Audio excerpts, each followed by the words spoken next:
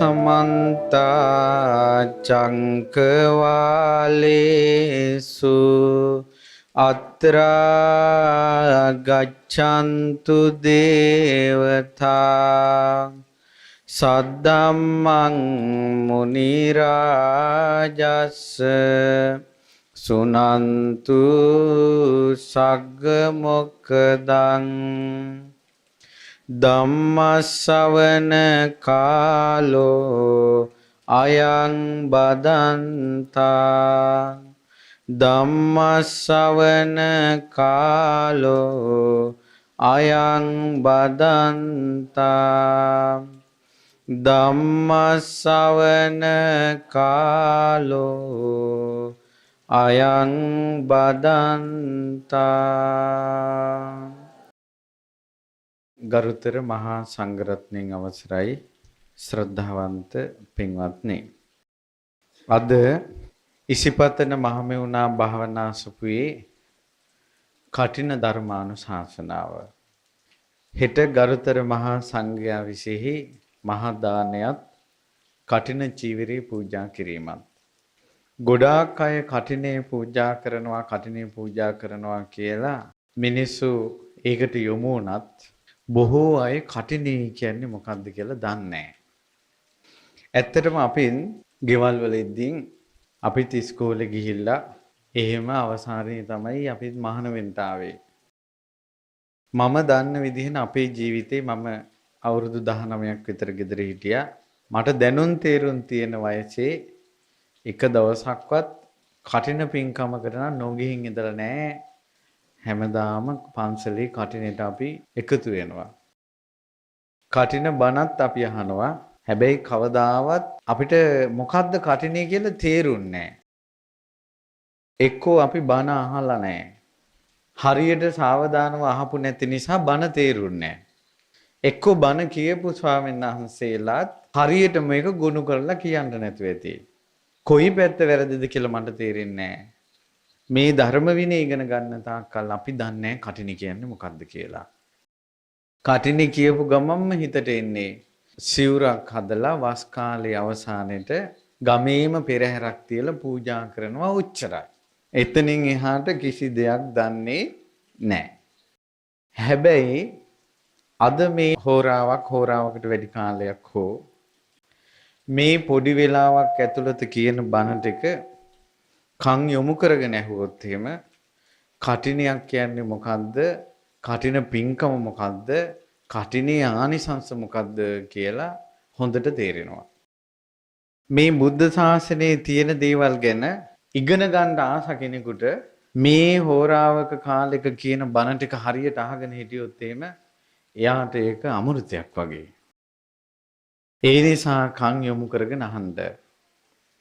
පින්වතුනි, අපේ බුදුරජාණන් වහන්සේ මේ ලෝකයේ පස්මරුම් පරදා දස බිම්බරක් සේනා පරාජයටපත් කරලා ලෝතුරා සම්බුද්ධත්වයටපත් වෙලා බරණැස ඉසිපතනේදී යමාබෙරේ වයලා ධම්මචක්ක දේශනේ දේශනා කරලා ඉස්සල්ලාම මාස 3ක් එක තැනක වැඩ හිටපු කුටිය නිසා ඒ කුටියට කියනවා මූලගන්ධ කුටිය කියලා. බාරාණසී ඉසිපතනේ තියෙන්නේ. ඒ වස් කාලේ කිව්වේ වැස්සෙන කාලේ, වර්ෂා කාලේ. වැඩ ඉඳලා භාග්‍යතුන් වහන්සේ චරත බික්කවේ චාරිකං බහුජන හිතාය බහුජන සුඛාය අත්තාය හිතාය සුඛාය දේව මනුස්සානං කියලා 69ක් භික්ෂුන් වහන්සේලා ධර්මපචාරයේ යෙදුවා. පින්වත්නි, තවම වස්වසනවා කියලා කතාවක් නැහැ. ඊට පස්සේ බුදුරජාණන් වහන්සේ එතනින් වැඩියේ උරුවෙල් ජනපදයේ. උරුවෙල් ජනපදය කියන්නේ බුද්ධ ගයාව. සේනානි ගම තියෙන පැත්ත. උරුවෙල් ජනපදයට ආපහු වැඩියා. එතන තුම්බෑ ජටිලයන් দমনය කරලා භාග්‍යතුන් වහන්සේ ටිකෙන් ටික සංගගන පිරිවරාගෙන වැඩියේ මගධයට. මගධ රාජධානිය කියන්නේ අද රජගහනුවර. ඔන්න ඔය රජගහනුවර වැඩ ඉන්න කාලේ බුදුරජාණන් වහන්සේ ධර්මයේ දේශනා කරනවා. ඊළඟට සංඝ පිරිසත් ධර්ම ප්‍රචාරය කරනවා. ඔන්න වැස්ස කාලේ එනවා. වැස්ස කාලේදී ස්වාමීන් වහන්සේලා වඩිනවා. ඒ කාලේ ස්වාමීන් වහන්සේලා එක තැනක හිටියේ නෑ. ඒ කාලේ ස්වාමීන් වහන්සේලාට පන්සලක් කියලා එකක් නෑ. ඒ කාලේ ස්වාමීන් වහන්සේලාට ඉඩමක් කියලා එකක් නැහැ. කොහේ හරි සෝහනක් හරි ගුහාවක් හරි ගහක් යට හරි සංඝයා වාසය කරන්නේ. පින්වත්නි බුද්ධ කාලයේ ආශ්චර්යයි. රජ මාලිගාවේ රජසැප අත්හැරලා කසාවතක් දරාගෙන ගහක් මොළ ඉන්නවා. සිටු සම්පත්තිය ඇයි ඉස්සල්ලාම පැවිදි වුණ යසකුල පුත්‍රයා සිටුවරයෙක්. යසකුල පුත්‍රයාටත් මාලිගා 3ක් තිබ්බා. සීතල කාලේට ඊළඟට වැස්ස කාලේට උණුසුම් කාලේට. ඒව අත්හැරලා ඇවිල්ලා ගහක් යට ඉන්නවා. සේවකයෝ වටේ කඩු අරගෙන ආරක්ෂාව යොදවලා හිටපු මාලිගාවල හිටපු අය කාත් කවුරුවත් යන්නේ නැති. මැරිච් එකෙක් විතරක් ගිහිල්ලා දාලා ඉක්මනට එන සොහොනේ ඉන්නවා. ඊළඟට පින්නට ආවරණයක් නැති ගුහාවක ඉන්නවා. අහෝ ආශ්චර්යයි බුද්ධ ශාසනයේ. අමා මහ නිවන හෙව්වා මිසක්කා වෙන දේවල් හෙව්වේ නෑ. අද අපි ගොඩාක් හොයන්නේ නිවන නෙවෙයි. සීතලයි කෝ රස්නේ කෝ ෆෑන් මේ පිනිපුදයි මේ වහලේ තව ටිකක් දික් කරලා ගහගන්න බැරි වුණානේ. අපිට හිතෙන්නේ ඕවා. ඊළඟට කෝ ඉඳ ගන්න පැදුරක් නැහැ. හේතු වෙන්න කණුවක් නැහැ. පුටුවක් නැහැ. අපි හොයන්නේ ඒවා. පින්වත්නි අච්චර රාජමාලිගාවල හිටපු රාජ කුමාරවරු පැවිදි වෙලා ගහක් මුල ඉන්නවා මඳුරුව වට කරගනිද්දී. එක රහතන් වහන්සේ නමක් කියනවා යුද්ධයට ගිය ඇතෙක් වටෙන් සතුරු විදින ඊතල ඉවසනවා වගේ මම මඳුරුවක අද්දෙන් ඒවා ඉවසගෙන ඉන්නවා කියනවා. එහෙමයි සංගරුවන හිටියේ. පාත්‍රය අරගෙන ගෙන්ගිට යනවා. රාජ කුමාරවරු මේ සිටු කුමාරවරු මේ ඒ පාත්‍රයට ලැබෙන්නේ පිළිණු පිට්ටුවක්ද ඒක වළඳනවා. අහෝ නිකලෙස් හිතකින් පාත්‍රයක් අතට අරගෙන ගෙන්ගෙට පිඩුසිඟා වඩින යුගයක්. ආය මෛත්‍රී බුද්ධ ශාසනය. ගෞතම බුද්ධ ශාසනය නෑ. අපිත් ආසාවෙන් කසාවතක් දරාගෙන අපිත් පිණ්ඩපාතේ ගියා. හරි ආසයි අපි පිණ්ඩපාතේ යන්න. පින්වත්නි ගෙදර අපේ අම්මලා මොනවද මන් දන්නේ මේ ගුලි කරලා බත් ටික. අමුතු ඒවා නෙවෙයි. ඔය ගහක තියෙන කොළයක් තම්බලා අපිට දුන්නේ. කොස් පොලොස් අපිට දුන්නේ. අපේ ගෙවල් වල ව්‍යංජන දෙකක් උයනවා නම් නෑ දැයි කාපු දවසට. දැන් ආපු අසපුවට ළමෙක් ආපුවම අහනවා පුතා කාලා දාවේ. ගෙදරින් කෑවා ස්වාමීන් වහන්සේ. මම නිකමට අහනවා මොනවද තිබ්බේ කියලා. ව්‍යංජන 3-4ක්වත් කියනවා. මට ඊට පස්සේ ඉක්මනට මතක් වෙනවා අපේ ගෙවල් වලට නෑදෑයෙක් આવොත් තමයි ව්‍යංජන දෙක ඉක්මවන්නේ. හැබැයි අර ගුලි කරලා දෙනවා. අර තියෙන එක ව්‍යංජනෙන් අම්මා ගුලි කරලා බත් කටක් කැව්වා. ඇත්තටම ඒ බත් කට ගොඩාක් රසයි. ගෙහි කෙනෙකුට රසම ආහාරي අම්මා ගුලි කරලා දෙන බත් කට. හැබැයි ඒ සියල්ල ඉක්මවාගේ රසයක් එනවා. දුප්පත් ගෙවල් වලට ගියාට පස්සේ ඒ ගෙවල් වලින් පාත්‍රයට ලැබෙන පින්ඩ පාති ටික දුප්පත් මිනිස්සුනේ දෙන්නේ. ඊට පස්සේ මේ මිනිස්සු දෙනකොට කුටියට ඇවිල්ලා නරක හිතක් හිතන්න හිතෙන්නේ නැහැ. අර වැරහැලි ඇඳගත් ආච්චි අම්මා දානේ බෙදපු හැටි මතක් වෙනවා. නරක දේවල් හිතන්න හිතෙන්නේ නැහැ. ඊට පස්සේ ඔහොම යනකොට ඔන්න අපිට වෙච්ච දේවල් මේ කියන්නේ. අපේ සහෝදර හාමුදුරුවෝ විටින් විට අසනීප වෙනවා. ඊට පස්සේ බලනකොට ගමඩ පින්ඩ පාති වඩිනකොට සමහර බවලත්තු මනුස්ස ලෝකෙට මෙනවා පව් කරගෙන යන්න. අර හාමුදුරන්ට ඉව වැටිලා වහ වැටිලා තුරුස්නාව ඉපදිලා ඉනාවක් දාලා දා පින්ඩ පාතෙට. අපේ සහෝදර හාමුදුරන්ට පින්ඩ පාති ලැබිලා තිබ්බා කෙහෙල් ගෙඩි ඉදි කටු ගහලා. එතකොට අපි පුරුදු වෙලා තියෙනවා අර කෙහෙල් ගෙඩි කඩ කඩ වළඳන්නේ. එකපාරම කෙහෙල් ගෙඩිය වළඳන්නේ නැහැ. කෙහෙල් ගෙඩිය කඩනවා. පොඩි කෑලි වලට කඩ කරලා වළඳන්න පුරුදු වෙලා. එතකොට අහෝනා. ඔයාලා කිව්වට විශ්වාස කරයිද දන්නේ නැහැ. එක හාමුදුරන මම පින්න පාතේ වඩදී පාර්සලයක් ලැබිලා තිබ්බා. ඒ පාර්සලේ තිබ්බ ගෙම්බෙක්. ගෙන්ගෙට පිඩුසිඟා වැටලා දුප්පත් මිනිසුන්ගේ බතේ ඉදෙන අග්‍ර කොටස. ඒක හැලිය උඩින් හරි මැදින් හරි අගින් වෙන්න පුළුවන්. ඒ පින්න පාතේ ලැබුණ යුගය ඉවරයි. ඒ නිසා තමයි අපි දැන් පින්ඩපාතේ වඩින්නේ නැත්තේ. මිනිස්සු පව් කරගනි කියලා. පින් කරගන්න කෙනා කොහේ ඉඳලා හරි හොයාගෙන ගිහිල්ලා දන් දීලා පින් කරගන්නවා. ඒ නිසා සංඝයා පින්ඩපාතේ වෙදී නෑ කියලා පින් කරගන්න මිනිසුන්ට හානියක් නෑ. කලාතුරකින් මේ කසාවත ලැබෙන්නේ. ඒ කසාවත ලැබිච්ච අයට ඒ කසාවත අහිමි වෙන්න එපා කියලා. මම මේ කියන්න උත්සාහ කළේ බුද්ධ ශාසනය කියන්නේ අසිරිමත් යුගයක්. ඒ අසිරිමත් යුගයේ සේයාවක්වත් අද හිතන්නවත් බෑ මටවත්. ඔබ කෙසේ සිතන්නද? එච්චර සුන්දරයි. රජමාලිගාව හිටපු කෙනා ගහක් යට ඉන්නකොට දුක හිතෙන්නේ නැහැ හිතට. රාජමාලිගාව හිටපු අය දන් වළඳන්න ඉස්සර ව්‍යංජන ගොඩාක් තියෙනවා. ව්‍යංජන දෙක තුන අවලං කරලා රජවරු ආහාර ගන්නෑ. රජවරුන්ගේ රන් තැටියට සමහර වෙලට කිහිල් කොළ නෙළුම් කොළ දානවා. රන් තැටියට එක හාලකින් සුවඳැල් වගේ හාලකින් බත් දානවා. ඊට පස්සේ එක ව්‍යංජනයක් අවලං කරනවා. ඒ ව්‍යංජනෙන් බත් කටක් කනවා. ඊට පස්සේ අර කොළේ අයින් කරනවා. ආය සුවඳ හාලෙන් බත් දානවා. ඊළඟ ව්‍යංජනේ දානවා. එහෙම බත් කනවා රජවරු. එහෙව් රජවරු දුප්පත් මිනිසුන්ගෙන් ලැබෙන පින්ඩපාතේ ගුලි කළා වළඳනකොට දුක හිතෙන්නේ නැහැ. ඇයි කියලා හිතෙන්නේ නැහැ. අපි මෙහෙම හිටපු අයද කියලා හිතෙන්නේ නැහැ. ඒ සංගරුවන ආශ්චර්යයි. ඒ සංගරුවන අద్භූතයි. මිහි මණ්ඩලයේ සැරිසරා යන මහ උත්තමයෝ. ඒ යුගය ඉවරයි පින්වත්නි. ඊට පස්සේ සංඝයා හොම ඉඳලා යනකොට මට මතක හිටියට බරණැස් සිටුතුමා හෝ රජගහනුවර සිටුතුමා දැක්ක මේ සංඝයා ඔය තැන්වල ඉන්නවා. දවසක් ඒ සිටුතුමාගේ උයනේ සංඝයා ඉඳලා වඩිනවා.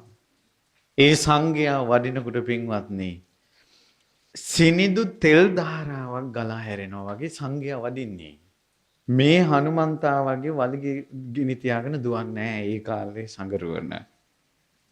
බඹයක් දුර බලන්නේ. ඒ කාලේ සංඝයා හකහක ගාලා hina වෙන්නේ නැහැ. ඇයි බුදුරජාණන් වහන්සේ සංඝයාට දහම් දේශනා කළා. පින්වත් මහණෙනි රුන්න මිදම් බික්කවේ යදිදන් අරියස්ස විනී හස්සෝ hina වෙනවා කියන්නේ මේ බුද්ධ ශාසනයේ ඇඳීමක් කියලා. මේ බුද්ධ ශාසනය අඬනවා කියලා කියන්නේ හකහක ගාලා hina වෙන එකට. බුදුරජාණන් වහන්සේ වදාලා මේ ධර්මයේ කියවගෙන යනකොට දහම් ප්‍රීතියෙන් ආවොත් ප්‍රීතියක් hinaවක් ආවොත් ඒක දසු මාත්‍රයකට සීමා කරන්න කිව්වා. දත්වල අග විතරක් පෙන්නලා hina වෙන්න කිව්වා. අද අපිට හිතා ගන්නවත් බෑ. මගේ බුදුරජාණන් වහන්සේ 45 වසක් ධර්මයේ දේශනා කළා. එක දවසක්වත් ධර්මයේ දේශනා කරනකොට දන්ත ධාතුන් වහන්සේලා පෙනුන්නේ නැහැ. දන්ත ධාතුන් වහන්සේලා නොපෙන්නවා සිනහමසු මුහුණින් දහම් දේශන. මගේ බුදුරජාණන් වහන්සේ කොහොමද දහම් දෙසුවේ කියලා හිතා ගන්නවත් බෑ. සංගරුවන බඹයක් දුර බලාගෙන වඩින්නේ. සිහියෙන් වඩින්නේ. සිටුතුමා පැහැදුනා. ඇහුවා ස්වාමීනි ඔබ වහන්සේලා මේ එක එක තැන්වල ඉන්නවා. ඔබ වහන්සේලාට කුටි හදලා දුන්නොත් වාසය කරනවාද? ඊට පස්සේ කිව්වා සිටුතුමනි අපි තවම කුටිවල ඉන්නවා කියන එකක් දන්නේ නැහැ කිව්වා. ඊට පස්සේ මේ බුදුරජාණන් වහන්සේ ඒ ගැන දේශනා කළා නැහැ. එහෙනම් භාග්‍යතුන් වහන්සේ දේශනා කළොත් කියන්න කිව්වා. ඒ සංඝ පිරිස බුදුරජාණන් වහන්සේට මේ කාරණාව කියා හිටියා. බුදුරජාණන් වහන්සේ වදාලා සෙනසුන් කුටි කැපයි කියලා. සිටුතුමාට පණිවිඩය දුන්නා. එක දවසින් කුටි 60ක් හැදුවා. මේ බුද්ධ ශාසනයේ කුටි පූජාව ඉස්සල්ලාම සිද්ධ වුණේ එක දවසින් කුටි 60ක්. ඔන්න කුටි හැදිච්ච හැටි. ඊට පස්සේ පින්වත්නි ඔන්න දැන් රජගහනුවර ඉද්දින් දැන් ওই කුටිවල හිටියත් වැස්ස කාලෙට ඉන්නවා ඔහොම වඩිනවා චාරිකාවේ. ස්ථීරව එක තැනක ඉන්නවා කියලා එකක් නැහැ. ඔන්න වස් කාලේ මේ වැස්ස කාලේ සංඝයා ගමින් ගමට වඩිනකොට නිගණ්ඨවාදී තීර්ථකයෝ කෑ ගහලා කිව්වා කුරුල්ලොත් වැස්ස කාලේට කූඩු හදාගෙන එක තැනක ඉන්නවා. මේ ගස් කොළන් කියන්නේ පරාණෙන් ප්‍රාණේ තියෙනවා. අනිත් ජෛන ආගමිකයෝ කියපු දේ. මේ ඒක ඉන්ද්‍රිය ජීවීන් මරාගෙන මේ සංඝයා චාරිකාවේ වඩිනවා කියලා චෝදනා කළා. භාග්‍යතුන් වහන්සේ වදාලා මේ අනිත් මිනිස්සු හිතනවා ගස් කොළන් වලට තියෙන පණ තියනවා කියලා. ඒ නිසා චෝදනා කරනවා. ඒ නිසා පින්වත් මහණෙනි වස් කාලේ වස්වසන්ට අනුදැන වදාරනවා කියලා. ඔන්න වැස්ස කාලේ එක තැනකට වෙලා ඉන්නවා. පින්වත්නි මේ වස් කාලේ ආරාධනාවක් නැතුව පිට වඩින්නේ නැහැ. ආරාධනාවක් නැතුව යන්න පුළුවන්. ඒත් 7 දවසක් ඇතුළත එන අදහසින් යන්න පුළුවන්. ස්වාමීන් වහන්සේ නමක්ගේ කටයුත්තකට. සාමණේරයෙක්ගේ කටයුත්තකට. උපසම්පදා භික්ෂුණියකගේ කටයුත්තකට. උපසම්පදාවට පුහුණු වෙන සික්කමානාවකගේ කටයුත්තකට. සාමණේරියන්ගේ ඒ විනය කටයුතු වලට අම්මා බලන්න යන්න පුළුවන් තාත්තා බලන්න යන්න පුළුවන් අවසරයක් නැතුව. ඔය 7 තැනට යන්න පුළුවන්. හැබැයි වෙන කිසි තැනකට ආරාධනාවක් නැතුව යන්න බෑ. පන්සලේ ප්‍රධාන දායකයා වුණත් වස් කාලේ ගෙදරකට වඩම්මලා දානයක් මානයක් දෙනවා නම් බණක් කියනවා නම් ආරාධනා කරන්න ඕන. ලෙඩ වෙලා හිටියත් ආරාධනාවකින් තමයි යන්නේ. ඇයි මං ওই වචනේ කිව්වේ? අපි දන්නේ ඉස්සර තිබ්බ ආරණ්‍යයක් තිබ්බා. ඒ ආරණ්‍යයේ ප්‍රධාන දායකයා වස් කාලේ අසනීප වුණා. හාමුදුරුවෝ දැන් ඕක නිසා වැඩි නෑ ඒ ආරණ්‍ය හාමුදුරුවෝ. ඒදුර කල්පනා කළා එයි කියලා හිටියා. ගෙදරුන් දැකිව්වම පණිවිඩය පිටක් කරන්න පිරිත් කියන්නේ. එහෙම පණිවිඩය ඕනේ නැහැ කිව්වා. ධර්මශාලාව හැදුවේ මං කිව්වා. හාමුදුරුවෝ දැනගන්න ඕනේ කිව්වා ප්‍රධාන දායකයා වුණාම ඇවිල්ලා පිරිත් ටිකක් කියන්න. හාමුදුරුවෝ වැඩි නෑ. ඒකම හිත හිටියා මැරුණා. යක්ෂයෙක් වෙලා ඉපදුනා ඒ ආරණ්‍යෙම. අදටත් බණ භාවනාවක් කරන්න දෙන්නේ නැහැ යකා. ඇයි උඹ ආවේ නැත්තේ පිරිත් කියන්න? වස් කාලේ හාමුදුරුවෝ නමක් දහම් කටයුත්තකට යොදා ගන්නවා නම් ආරාධනා කරන්න ඕන. ඒකයි වස් කාලේ කියන්නේ. ඊට පස්සේ පින්වත්නි වස් කාලේ මම මුලින්දලම කියන්නේ මේ කටිනෙට එන්න කලින් සමහර තැන්වල වැසි සලුවක් පූජා කරනවා. පින්වත්නි මේ බුද්ධ ශාසනයේ එහි භික්ෂු භාවයෙන් ඉස්සල්ලාම ලැබුණ බුදුරජාණන් වහන්සේ කියනවනේ පින්වත් භික්ෂුව මෙහෙන්ද ස්වාක්ඛාත ශාසනයේ ඇසිරෙන්න කියලා ගිහි කෙනෙකුට කියපු ගම කසාවත් පෙරවිලා කෙස් රැවුල් බෑවිලා ප්‍රවෘජාව ලැබෙනවා. එහෙම ලැබුණ සිවුරයි මහාන වෙනකොට පුරව ගන්න සිවුරයි ඔය රෙදි කෑලි එකතු කරලා හදාගන්න පාංශකූලක සිවුරයි හැර මිනිස්සු පූජා කරපු සිවුරක් ස්වාමීන් වහන්සේලා එතෙක් පිළිගෙන තිබ්බේ නැහැ. ජීවක උදේනි රජුරවන්ට වේදකමක් කරලා ඒක හරි ලස්සන කතාවක්. නේ ඒක තියෙන්නේ චීවරක්ඛන්දකේ කියන විනය පොතේ බලන්න මහවග්ගපාලයේ. උදේනි රජුරවන්ට වේදකමක් කළා උදේනි රජුරවන්ගේ ලෙඩේ සුව වෙලා ලෝකේ තියෙන වටිනාම වස්ත්‍රයෙන් වස්ත්‍ර යුගලක් ජීවකට ලැබුණා. භාග්‍යවතුන් වහන්සේට විරේකයක් කරවලා ජීවක බුදුරජාණන් වහන්සේට තුටුපඳුරු විදිහට ඒ වස්ත්‍ර යුගල පූජා කළා. පූජා කරලා කිව්ව ස්වාමීනි සංඝයාටත් ගෘහපති චීවරේ කැපයිද කියලා. ඒ කියන්නේ මිනිස්සු සිවුරක් පූජා කළොත් ඒක ගන්න පුළුවන්. ඒතෙක් එක ස්වාමීන් වහන්සේ නමක් ගිහි මිනිස්සුන්ගෙන් සිවුරක් කරන්නේ නැහැ. එදා ජීවකගේ කාරණාව මුල් කරගෙන බුදුරජාණන් වහන්සේ සිල්පදයක් පනවනවා.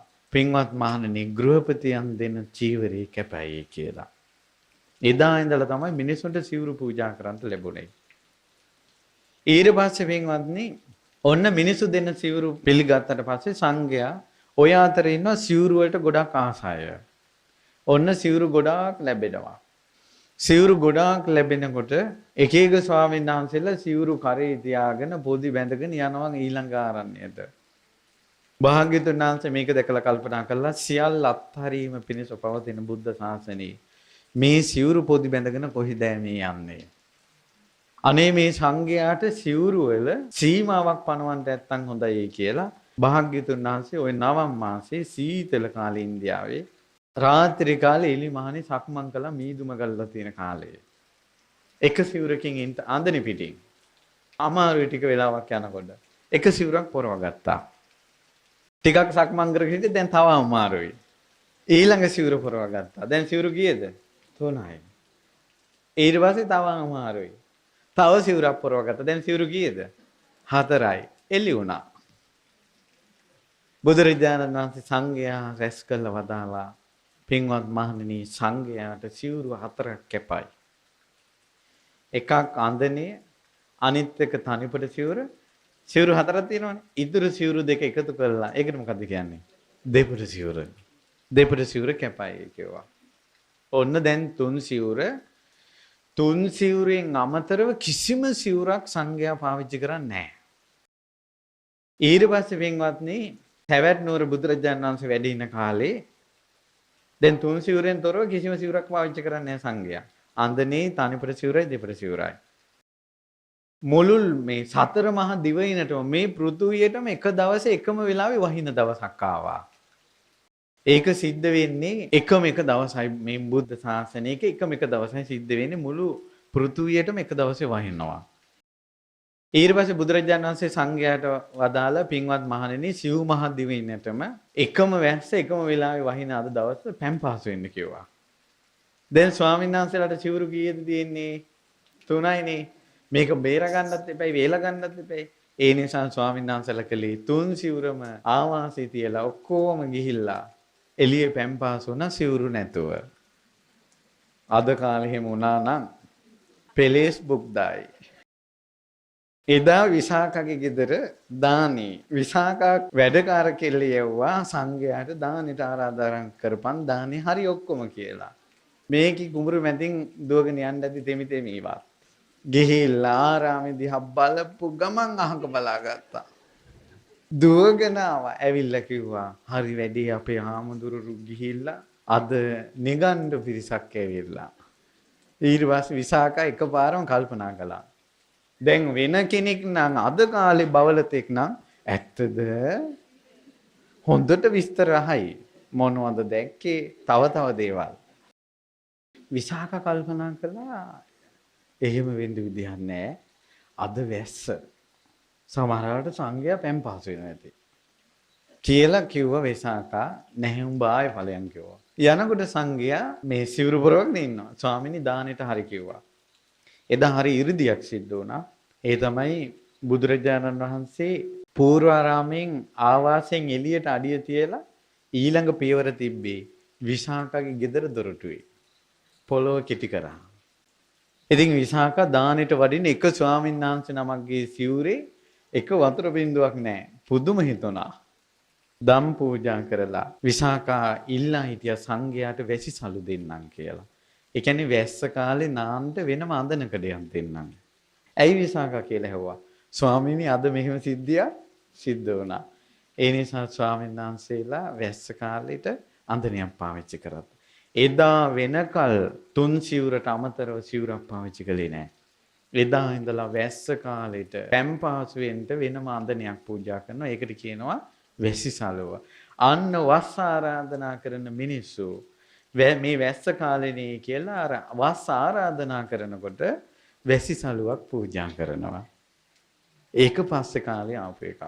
කළ යුතුම දෙයක් නෙවෙයි. මිනිස්සු වස්වසන්ට ආරාධනා කළත් නැතත් ස්වාමීන් වහන්සේලා වස්වසනවා. ඉතින් මම මේ දැනගත යුතු යම් කරුණු ටිකක් කියන්නේ. ඊට පස්සේ පින්වත්නි ඔන්න වස්වසලා සංඝයා වැඩ ඉන්නවා. ඒ වස් කාලේ කොයිවත් යන්නේ වස් රැකගෙන ඉන්නවා. දවස් 7ක් ආරාමෙන් පිට යන්නේ නැහැ. ඊළඟට ඒ කාලේ හොඳට බණ භාවනා කරගන්නවා. සීලය හොඳට ආරක්ෂා කරගෙන ඉන්නවා. ඊට පස්සේ ඔහොම ඉඳලා වස් පවාරණය කරනවා. වස් පවාරණය කරනවා කියන්නේ වස් ඉවරුණාට පස්සේ ඒ ආවාසයේ ඉන්න ස්වාමීන් වහන්සේලා එක සීමාවකට එකතු වෙලා කියනවා මේ වස් 3 මාස කාලේ අපි ඉද්දී මගේ සිතෙන් කයින් වචනෙන් වැරද්දක් අඩුපාඩුවක් වුණා දැක්කනම් ඔබ වහන්සේලා දැන් මට කියන්න. දැක්කනම් ඇහුවනම් සැක හිතුණනම්. ඒකට ඔබ වහන්සේලාට මම පවරනවා. සංඝයා තම තමන්ගේ අඩුපාඩු කියන්න අනිත් අයට පවරනවා කියන අර්ථයෙන් තමයි වස් පවාරණය කියන එක යාවේ. 3 මාසයක් එකතැන ඉන්නකොට තමයි අඩුපාඩු ප්‍රකට වෙන්නේ. අද එක දවසක මේ අසුපේ ඊළඟ දවසේ ඊළඟ අසුපේ හිටියම සාන්ත වෙනවා සාන්තව යනවා. ඒ හාමුදුරු කොයි වගේ කෙනෙක්ද කියලා හොයාගන්න බෑ. එක තැනක ඉන්නකොට තමයි අඩුපාඩු පේන්නේ. ඒකයි වස් පවාරණයේදී අහන්නේ. ඔන්න වස් පවාරණය කරලා ඉවරයි. ඔච්චරයි මුල් කාලේ. ආයේ කටින සිවුර කතාවක් නෑ මුල් කාලේ. ඊට පස්සේ පින්වත්නි සංඝයා 39ක්. ඔන්න දැන් කටිනේ කතාව යන්නේ. හොඳට අහගන්න මොකද්ද මේ කටිනේ කියලා. ස්වාමීන් වහන්සේලා 39ක් බුදුරජාණන් වහන්සේ වැඩ ඉන්නේ සවැත් නුවර. අපි බුදුරජාණන් වහන්සේ ළඟ වස්වසමු කියලා. එතකොට භාග්‍යතුන් වහන්සේ නිතර දකින්න ලැබෙනවා, දහම් කතාව නිතර අහන්න ලැබෙනවා කියලා ඔන්න පිටත් වුණා භාග්‍යතුන් වහන්සේ වැඩ ඉන්න තැනට. පින්වත්නි, බුදුරජාණන් වහන්සේ වැඩ ඉන්නේ තව යොදුන් 6කින්. ඒ 6කින් මෙහි යොදුන් 6කට මෙහි ඒ ස්වාමීන් වහන්සේලා මාවතී තිබ්බ නගරේ සාකේත නුවර. ඒ සාකේතේ ආවා ඇසල පොය ආවා. එතකොට ඇසල පොය දවසේ පොය කරලා පහුවදා වස්වසන්න ඕන පෙරවස. කිසිම හේතුවක් මත නොයැලකිය හැකි හේතුවක් මත හැර සියලු සංඝයා වස්වසන්න ඕන පෙරවස ඇසල පොයට. මොනියම් හෝ හේතුවක් නිසා බැරි වුණොත් පසුවස රකින්න ඕන. හැබැයි කටින සිවුර හිමි වෙන්නේ පෙරවස් වසපු කෙනාට. පසුවස් වසපු කෙනාට නෙවෙයි. ඊට පස්සේ දැන් ඒ වෙනුවට කටින සිවුර කතාවක් නැහැ. පෙරවස් වසන් දෙපෑ. අනේ බුදුරජාණන් වහන්සේ තව යොදුන් 6කින් ඉන්නේ කිලෝමීටර් 60ක් දුර. දැන් ඇසල පොයාපා. දුකෙන් දෝමනස්යෙන් සාකේතේ වස්වැසුවා. අනේ බුදුරජාණන් වහන්සේ ළඟ ඉඳින්දින් අපිට යන්න බැරි වුණානේ කියලා. වස් ඉවර වෙච්ච ගමන්ම ඒ ස්වාමීන් වහන්සේලා වැඩියා. හැබැයි වස් ඉවරුණ ඵලියට වැස්ස ඉවරුන්නේ නැහැ. ගොඩක් වැස්ස එනවා. තෙමුණා. ලිස්සල වැටුණා. මඩගොඩේ වැටුණා. සිවුරු තෙමුණා. සිවුරු මඩ වලින් වැකුණා. ඒ සංඝයා ආරණ්‍යකයි කැලේ ඉන්නේ. පාංශකූලිකයි. තැන් තැන් වල ගිහිලා එකතු කරගන්න රෙදි වලින් සිවුරු හදන්නේ. මිනිස්සු දෙන සිවුරු ගන්නෑ. ත්‍රිචීවරකයි. තුන් සිවුරෙන් විතරයි ඉන්නේ, වෙන සිවුරු ගන්නෑ. අහෝ, ඒ සංඝයා බුදුරජාණන් වහන්සේ ළඟට යනකොට තෙමීච්ච සිවුරු වලින්, මඩ ගෑවිච්ච සිවුරු වලින් ගිහිල්ලා වන්දනා කළා. බුදුරජාණන් වහන්සේ ආගන්තුක සංඝයාත් එක්ක සතුටු සාමිච්චේ කතා කරනවා. පින්වත් මහන්නේ කෙසේද සුවසේ වස්වැසුවේද? සම්පූර්ණ කතාව කිව්වා. මෙහෙමයි අපි උනේ භාග්‍යතුන් වහන්සේ ළඟයි වස්වසන්ට ආසාව තිබ්බේ. යොදුන් 6ක් තියෙද්දින් අපිට ඇසල උදා වුණා. ඒ නිසා අපි ඇසලේට පෑලවිය දවසේ වස්වැසුවා. වැස්වසලා පවාරණය කරපු ගමන් භාග්‍යතුන් වහන්සේ අපි මේ ආවේ එනකොට වැස්සට අහු වෙලා තමයි මේ මඩ මේ උනේ සංඝයා ලිස්සල වැටුණා. ගොඩාක් කරදර වලට මුහුණ දුන්නා. ඒ වෙලාවේ භාග්‍යතුන් වහන්සේ මේ සංඝයා තුන් සිවුරෙන් විතරක් ඉන්න සංඝයා, පාංශකූලික සිවුරෙන් විතරක් ඉන්න සංඝයාට ඒ දුත ගුණේට හානියක් නොවි සුවසේ ඉන්න ක්‍රමයක් කොහොමද කියලා කල්පනා කළා. ආන්න ඒක මුල් කරගෙන තමයි කටිනේ වදාළේ. පින්වත් මහණෙනි, ඔබට අද සිට කටින සිවුර ඇතිරීම අනුදැන වදාරමේ කියලා. කාගේ පහසුව පිණිසද? සංඝයාගේ පහසුව පිණිස. අද කාලේ කටිනයක් තියෙනකොට හරියට අපහසුයි. මැරෙන්න ඕන, හොයලා බලන්න ඕන කවුද? සංඝයා. අද කාලේ කටිනේදී අපහසු වෙන්නේ. නමුත් භාග්‍යවතුන් වහන්සේ කටිනේ වදාළේ පහසුව පිණිස. ඒක මෙහෙමයි කරන්නේ. කටින වස්ත්‍රයක් ලැබුණාට පස්සේ ඒ කටින වස්ත්‍රේ සංඝයා, ඒ ආරාමේ වස්වසපු සංඝයා, පෙරවස් තින සංඝයා ඒ කටින වස්ත්‍රේ විනය කර්මකින් කටිනේ අතුරනවා කියලා විනය කර්මයක් කරනවා. ඊට පස්සේ එක දවසින් ඒ සිවුර හදා ගන්නවා. ඊට පස්සේ කටිනේ අතුරනවා. කටිනේ අතුරලා එතන ඉන්න ප්‍රධාන සංඝයාට සීල් ගුණදන් වලින් බබලන, සංඝයා ගරු කරන, ඒ වගේම සිවුරෙන් පිදුම් ලබන ප්‍රධාන සංඝයා වහන්සේ නමකට අර සිවුර විනය කර්මයකින් දෙනවා. හැබැයි මතක තියාගන්න, එක සිවුරයි. එක්කෝ වන්දනයක්, එක්කෝ තනිපට සිවුරක්, එක්කෝ දෙපට සිවුරක්. සිවුරු තුනක් නෙවෙයි, එක සිවුරක් තමයි කටිනට ගන්නයි. දැන් මම මේ සංඝයාගේ පැත්ත කියලා මිනිස්සුන්ට කොහොමද කළ යුත්තේ කියලා කියන්නම් ඈ. ඊට පස්සේ ඒ සිවුර ඒ සංඝයා වහන්සේට ලැබුණාට පස්සේ ඒ කටිනේ අනුමෝදන් වෙනවා කියලා ඒ විහිරි ඉන්න සංඝයා අනුමෝදන් වෙනවා. ඒකත් විනය කර්මයක්. ඒක සීමාවකදී කරන්නේ ඒ අනුමෝදන් වුණාට පස්සේ ඒ ස්වාමීන් වහන්සේලාට සිල්පද 3ක් ලිහිල් වෙනවා. මේ සිල්පද 5ක්. මොකක්ද මේ සිල්පද 5? එකක් තමයි සංඝයාට සිල්පදයක් තියෙන උපසම්පදා සංඝයාට ආරාමේ ඉන්න සංඝයාට කියන්නේ නැතුව ගමට යන්න බෑ. ගමට ගියොත් කියලා යන්න ඕන මම දැන් අහවල් කටයුත්තට යනවා කියලා. කටින සිවුරේ ආනිසංසය ලැබපු සංඝයාට පුළුවන්. ආවාසින සංඝයාට කියන්නේ නැතුව යන්න පුළුවන්. ඕන වෙලාවක ගමට යන්න පුළුවන්. මොකද පින්වත්නි මිනිස්සු සිවුරු දෙන්න කැමැත්තෙන් ඉන්නවා. ඒත් සංඝයා ගමට වඩින්න නැති නිසා සිවුරු ලැබෙන්නේ නැහැ. බුදුරජාණන් වහන්සේගේ කටින සිල්පදයෙන් සංඝයාට ගමට වඩින්න අවසරය ලැබුණා. එතකොට සිවුරු ලැබෙනවා. ඊළඟ සිල්පදේ තමයි සංඝයාට තුන් සිවුරෙන් ඉන්න පුළුවන්නේ. ඒ තුන් සිවුර රෑයක් ඒ කියන්නේ ඉර නැගෙනකොට උදේ වෙනකොට තමන්ගේ සිවුරු තුන ළඟ තියෙන්න ඕන. කාමරේ තියෙන්න ඕන. දැන් අපි වෙන තැනක දැන් මම පොල් ගහවල සිවුර තියලා මට මෙහි හිටියොත් එimhe මගේ සිවුර නිසංගි වෙනවා කියලා වෙනම මගේ අයිතිය නැති වෙනවා සිවුරේ. දැන් අද රෑට මම මෙහි ඉන්නවා නම් මගේ ආන්දනේ තනිපොඩ සිවුරයි තුන් සිවුරයි ඒ තුන ළඟ තියෙන්න ඕන. අර කටිනේ සිවුර ලැබිලා ඒ කටිනේ මනසේ අතුරලා අනුමෝදන් වුණ භික්ෂූන්ට තුන් සිවුර ළඟ තියෙන්න ඕන කියන සිල්පදේ ලිහිල් වෙනවා. ඒ නිසා සිවුර ආරක්ෂිත ස්ථානයක තියලා එක සිවුරක් තනිපොට ඒ අඳනේ අනිත් සිවුරෙන් යන්න පුළුවන්. ඊළඟ එක සිල්පදයක් තමයි ඝන භෝජනී කියලා එකක් තියෙනවා. ඒ කියන්නේ 4 නමක් එක ගෙදරකින් වළඳනවා. එකට එක එක ක්‍රම තියෙනවා. ඒක විනය විස්තර කරනවා. ඒ ඝන භෝජනී කියන සිල්පදේ ලිහිල් වෙනවා. ඊළඟට තමයි ස්වාමීන් වහන්සේලාට සිල්පදයක් තියෙනවා.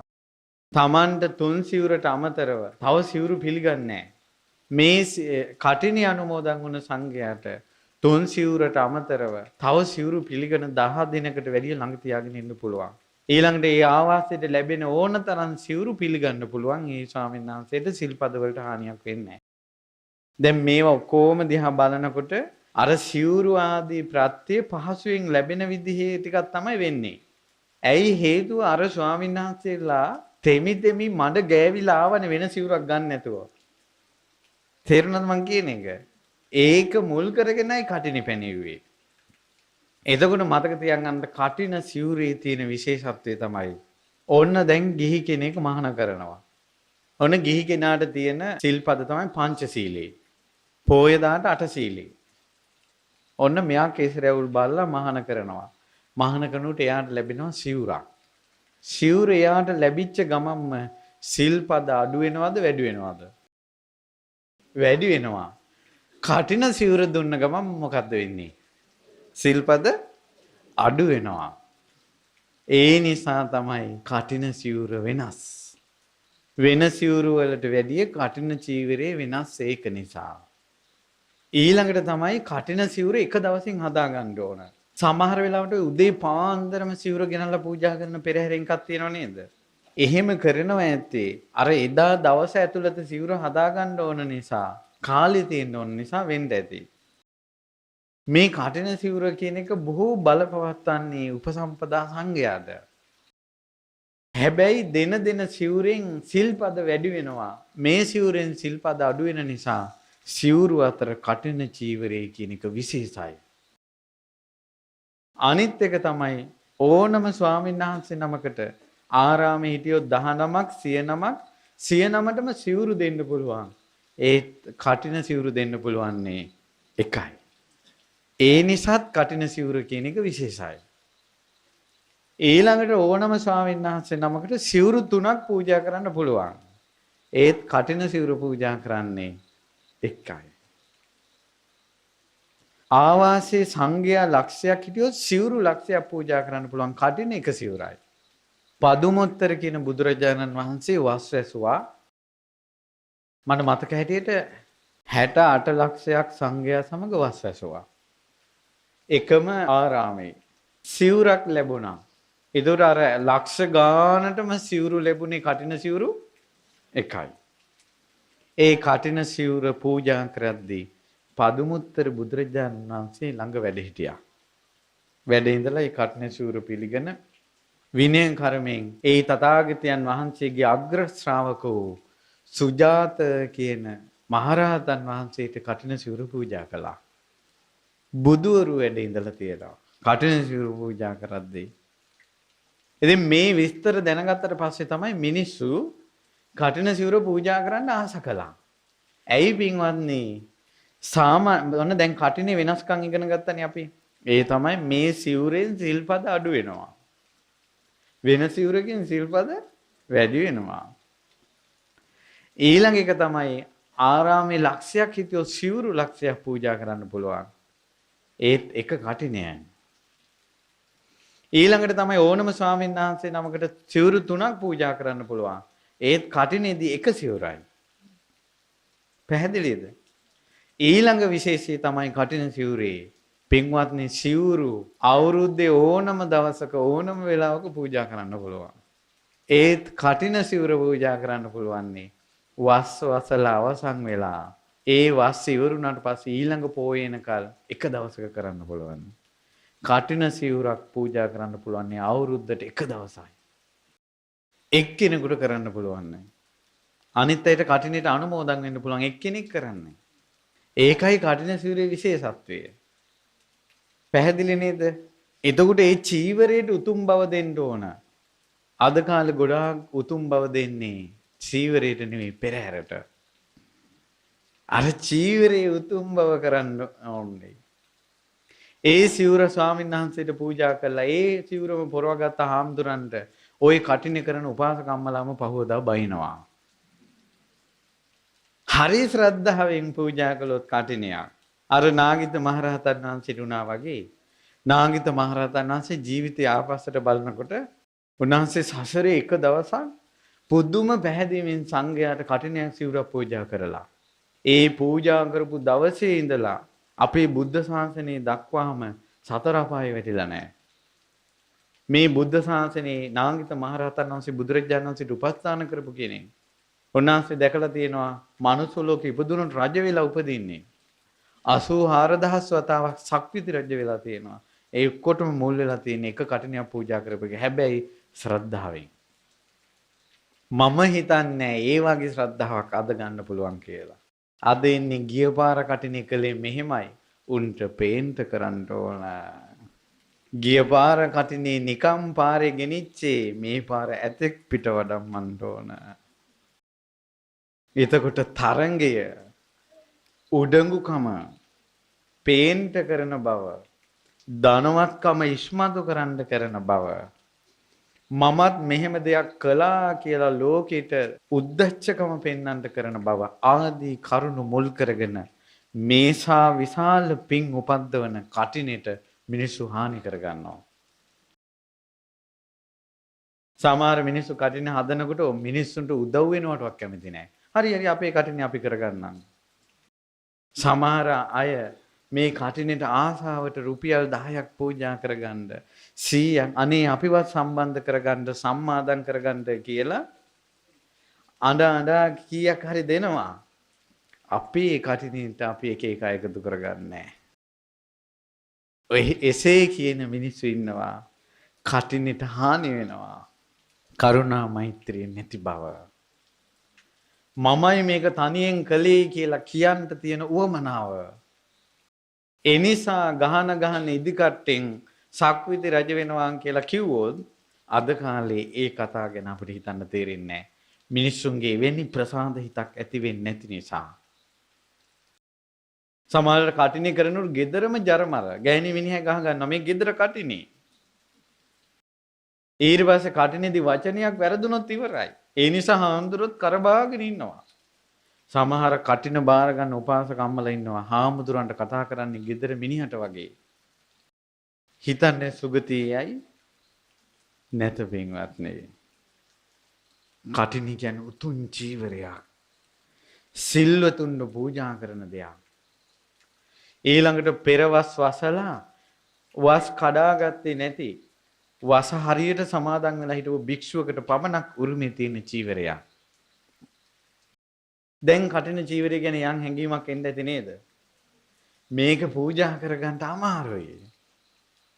අවුරුද්දට එකයිනේ. කී දෙනෙක් ඉන්නවද? ඇත්තටම කරුණාව මෛත්‍රිය තියෙනවා නම් කට්ටිය එකතු කරගෙන කටින කරන එක හොඳයි. ගෞරවයෙන් කරන එක හොඳයි. ශ්‍රද්ධාවෙන් කරන එක හොඳයි. ඊළඟට තමයි කටිනේ පූජා කරනකොට ඒ වස් කාලේ උපස්ථාන කරන්න ඕන. දැන් නම් ඉතින් මේ ලයිට් ඇවිල්ලා කරන්ට් ආදී දේවල් මිසක්කා අපිට මතකයි වස් කාලේ අපේ අම්මලා අපි පුංචි කොල්ලෝ කියනවා දර හොයලා දීලා දර මිටියක් බැඳලා කියනවා වස් කාලේ පන්සලට ගිහින් දාලා වරින් මේ දර ටික. ඒතකොට පන්සලට අපි දර අදිනවා වස් කාලේ. හෙට දාන්නේ නම් අද හවස සීනි තේකොළ ටික ගිහිල්ලා දීලා හාමුදුරුවෝ ගාන අහලා බාස්කට් ටික අරන් එනවා. වස් කාලේ මොකද්ද එකක් තිබ්බා. බෝධි පූජා තියෙනවා වස් කාලේ. ඇත්තටම පින් පිරෙන මාස 3ක් වුණා වස් කාලේ.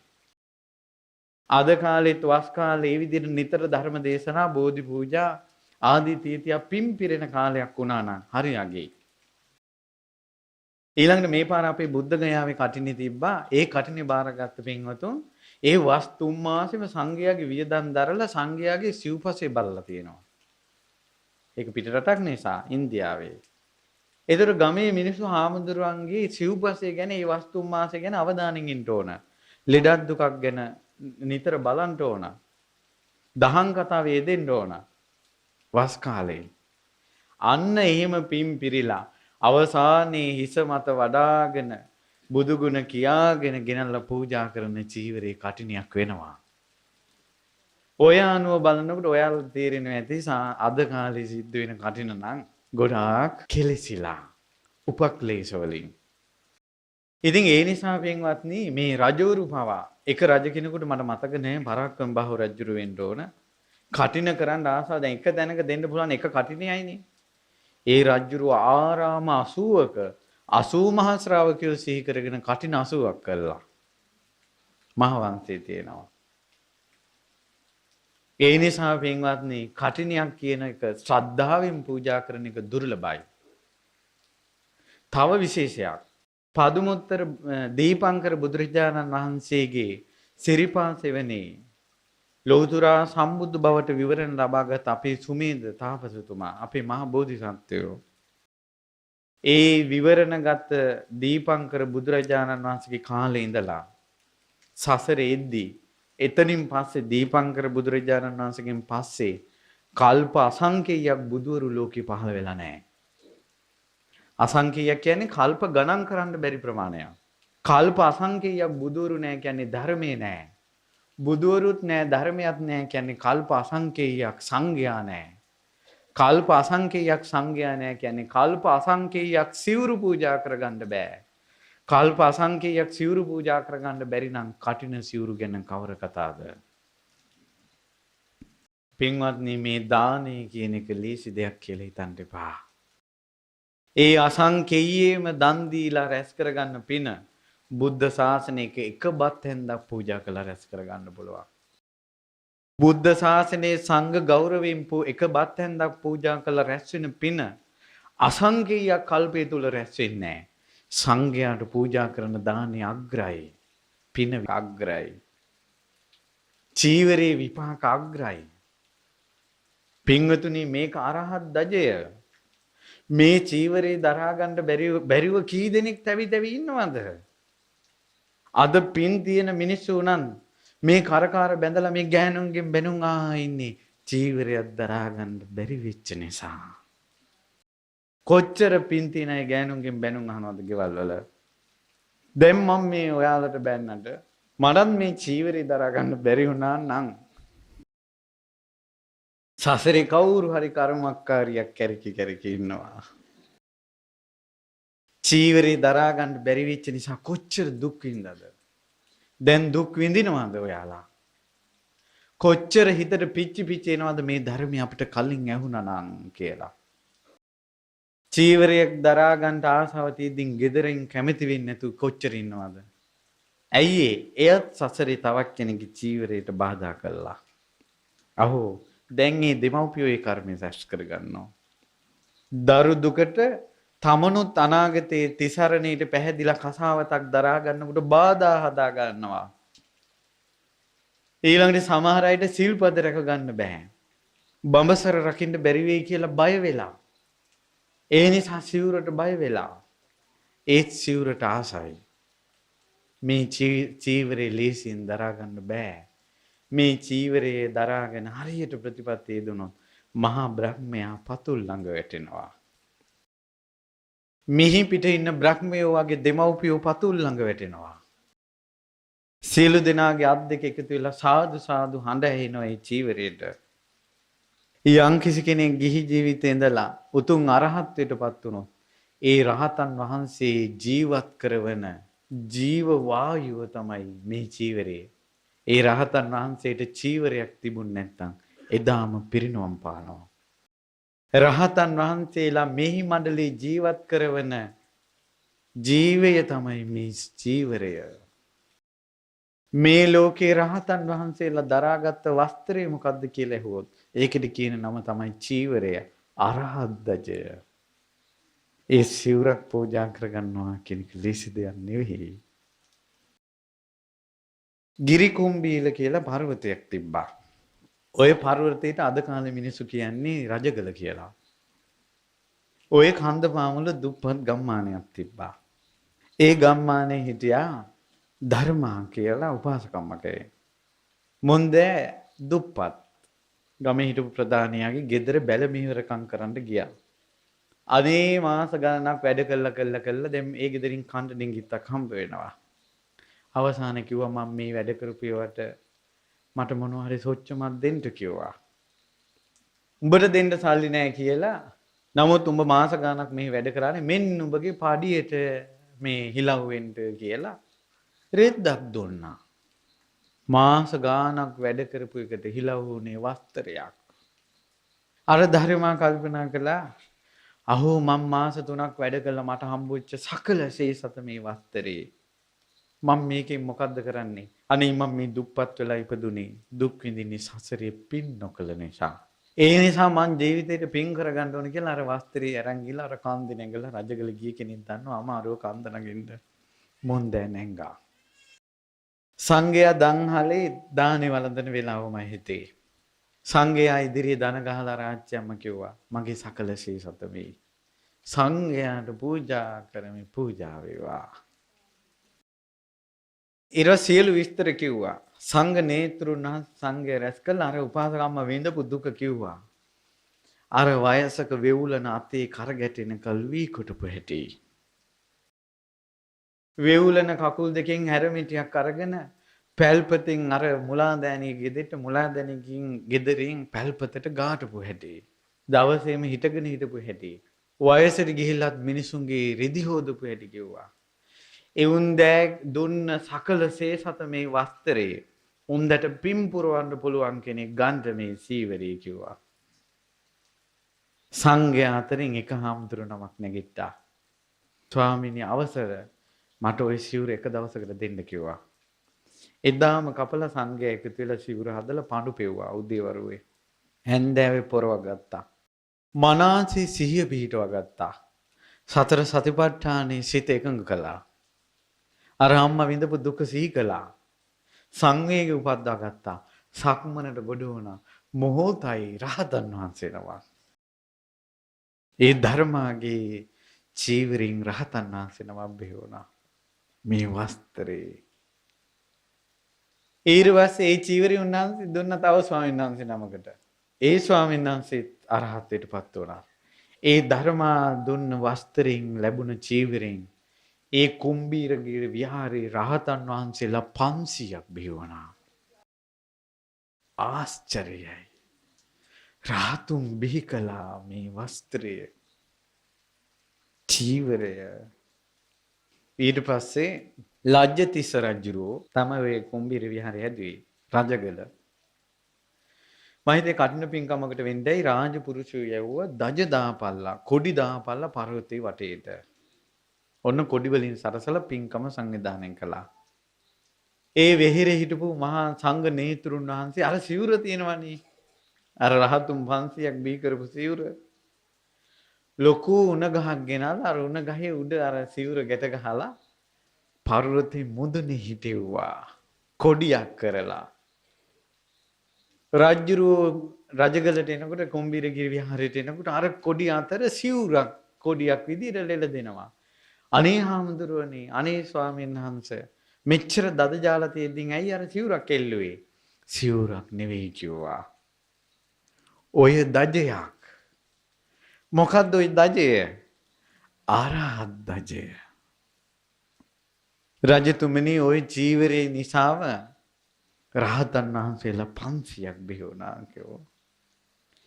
ඔය චීවරේ දකින්න අයට සෙත් සැලසෙනවා.